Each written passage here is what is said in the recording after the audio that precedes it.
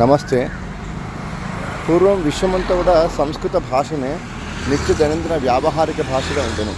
సంస్కృత భాష అక్షరాలు, వాటి లిపి, పదాలు, లిపి, వాక్యాలు, లిపి ఇవన్నీ కూడా సంస్కృతంలోనే కృతయుగం, త్రేతాయుగం, ద్వాపరయుగం, కలియుగంలో చాలా సంవత్సరాల పాటు అసలు విద్య అంటే, చదువు అంటే సంస్కృత భాష. మీరు వేదాంగాలు నేర్చుకునే వాళ్ళు, జ్యోతిషాస్త్రము, ఆయుర్వేదము, యోగా ఇవన్నీ నేర్చుకొని విశ్వ కళ్యాణం అంటే సంస్కృత భాష పదాలతో, శ్లోకాలతో, స్తోత్రాలతో, సంగీతంతో, సాహిత్యంతో విశ్వ మానవులందరూ కూడా సంఘటితమై ధన కనక వస్తు వాహన ఆయు ఆరోగ్య ఐశ్వర్యాలతో ఉండాలనే ఉద్దేశంతో సంస్కృత సంభాషణను పెంచి పోషించారు. ఈరోజు సంస్కృత భాషను సమూలంగా నాశనం చేయడానికి, భారతదేశం యొక్క సంస్కృతి సమూలంగా నాశనం చేయడానికి సంస్కృతాన్ని అది వాంటెడ్లియా, డెలిబరేట్లియా అంటే ఐచ్ఛికంగా కావాలని చేస్తే మనకు తెలియదు. యోగా అనేటువంటి పేరుని కూడా పలకకుండా వాట్స్ కాల్డ్ యానిమల్స్ పోస్చర్ అని పేరు పెట్టారు. అదేవిధంగా భుజంగాసనం ఉంటే భుజంగాసనం కాదట, స్నేక్ పోస్చర్. వృశ్చికాసనం అంటే ఏ పోస్చర్ ఆఫ్ స్కార్పియో.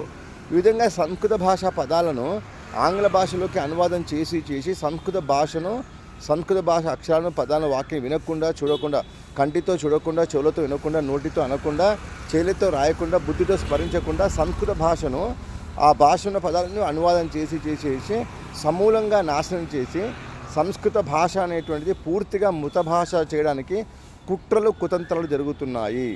దయచేసి యోగా అన్ని ఆసనాలు ఏవైతే ఉన్నాయో అవన్నీ అది ప్రపంచంలో ఏ దేశమైనా సరే సంస్కృతంలోనే ఉచ్చరించాలి. పేటెంట్ తీసుకోవాలి.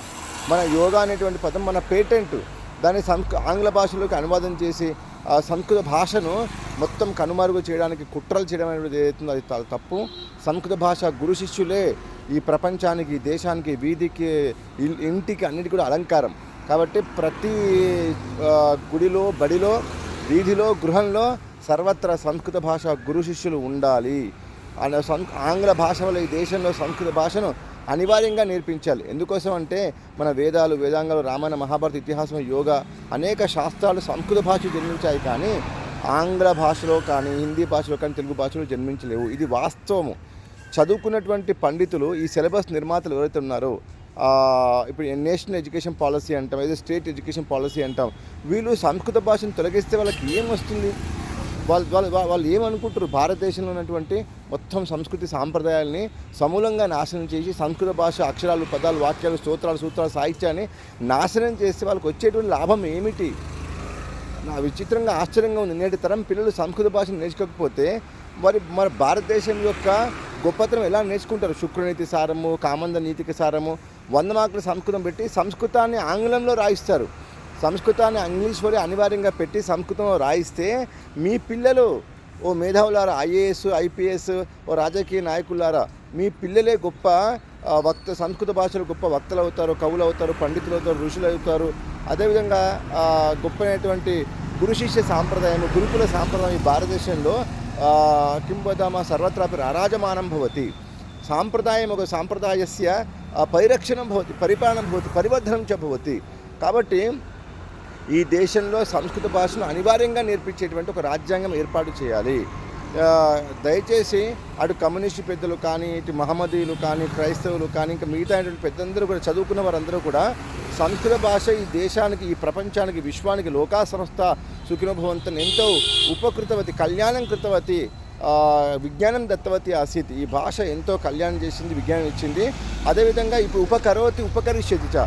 ఈ భాషను మీరు చంపేస్తే, ఈ భాషను మృతభాగా మార్చేస్తే, కొత్తగా రాజకీయ నాయకులు వాంటెడ్, డెలిబరేట్లు ఎవరైనా బూతులు తిడుతుంటే ఏమైనా సంస్కృతం మాట్లాడుతున్నాం అని అంటే, సంస్కృతంలో మాట్లాడితే సంస్కృత భాషను బూతు భాషగా, మృత భాషగా, బ్రాహ్మణుల భాషగా, అంటే ఒక కుల భాషగా ఇట్లా మార్చేయడానికి కుట్రలు, కుతంత్రాలు రాజకీయ నాయకులు చేసినారు. ఆ బ్రిటిష్ వారు చేసినారు, ఇప్పుడు మన రాజకీయ నాయకులు చేస్తున్నారు. భవిష్యత్తులో మనం ఈ విధంగా అలర్ట్ లేకపోతే, మన సంస్కృత భాష మనం నేర్చుకోకపోతే, మన గొప్పతనం, మన భారతస్య ప్రతిష్ఠేత్వే సంస్కృతం సంస్థిత అన్న గొప్పతనం ఎవరు కూడా తెలుసుకోలేకపోతారు. కావున మనం జాగృతమైదాం, సచేతనాః భవామః. సంస్కృత భాషను ఈ దేశంలో అనివార్యంగా నేర్పించే విధంగా మనం ప్రయత్నం చేద్దాం. అదేవిధంగా సంస్కృత భాష ఈ దేశంలో ఒక కిం వదామః తత్ర తావత్ జాతీయ భాషగా ప్రకటించుకుందాం. ఈ భాషను కాపాడుకుందాం.